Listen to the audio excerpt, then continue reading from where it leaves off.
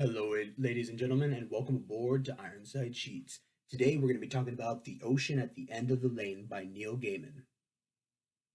While the movie Coraline was my first experience with Neil Gaiman's work, The Ocean at the End of the Lane is the first book of his that I've read. Boy, was it weird. Neil Gaiman, I figured he'd do something like this to me after seeing Coraline. He has a way of messing with your head, at least a little. Where Catherine Lasky takes a Brothers Grimm approach with how she writes her books, Neil Gaiman takes his content in the same direction: monsters, old gods, fairies, or something of the sort. Minor spoilers ahead, you have been warned.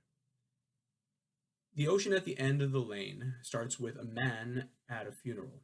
He feels the day wear down on him, so he goes to visit a place he remembered from his childhood. Then he speaks to an older lady, his childhood friend's mother, and asks her if his friend had come back yet.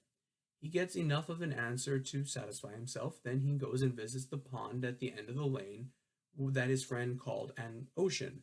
He sits down and starts remembering just what happened in his childhood where she was involved. This is where Gaiman starts progressively going off the walls. As a child, the narrator is a fairly squeamish child. He doesn't like a lot of things, but he likes his books and his stories and his kitten. His family is in some financial issues, so they rent out his bedroom.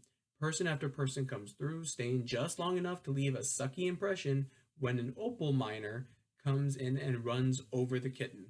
He buys the narrator a new cat, but the cat doesn't like the family and goes and does its own thing. Then the opal miner takes the family's car and uses it to commit suicide.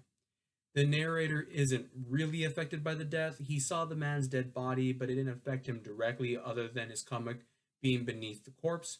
While his father and the police are getting the suicide issue under control, a little girl comes and takes the narrator to her home. There he meets the Hempstocks, Letty, Ginny, and old Mrs.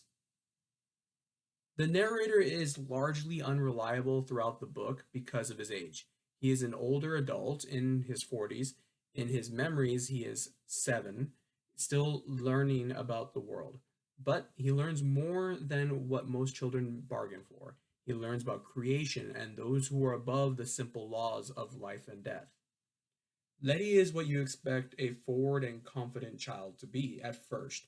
However, as the story progresses, you realize that she is not as old as she lets on. The Gaiman beats you over the head with the concept.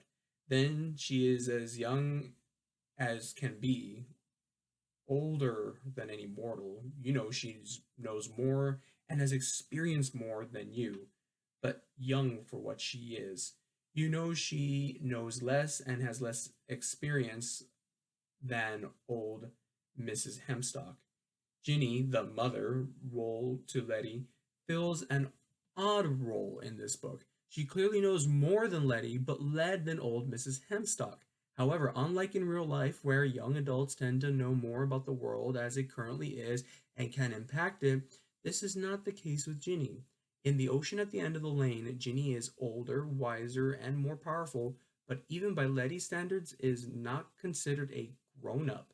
She is one of the most useless characters, not because she doesn't have a role, but because she has a role that either Letty or Mrs. Old Hemstock can fill.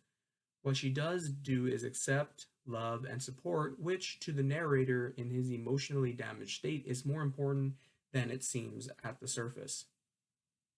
Old Mrs. Hemstock is a bit of on the side of Deus ex machina, but narrowly avoids the label full on because even in all of her seemingly omnipotent power, she still has her limits. She still makes mistakes. The difference is her mistakes affect time and space.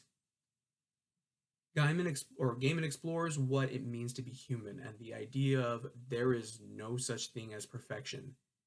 In The Ocean at the End of the Lane, knowledge is power, but too much power will strip you of identity and existence. In creation, one needs imperfection to take part, but because there is imperfection, there is a sense of value. With that value comes the idea of, was it worth it? The Ocean at the End of the Lane considers one more thing. What if, despite power and incredible age, love triumphs over everything? As cliche as it sounds, Gaiman does it well.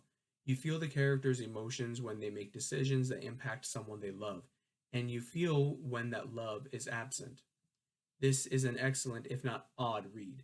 It is worth one read, if not two. Read it again and see how you interpret the story the second time as your previous experience changes you.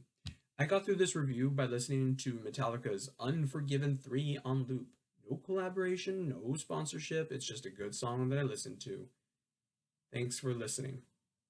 And ladies and gentlemen, if you liked this review, please leave a like. And if you think someone else will like it, share it with them. It's always appreciated.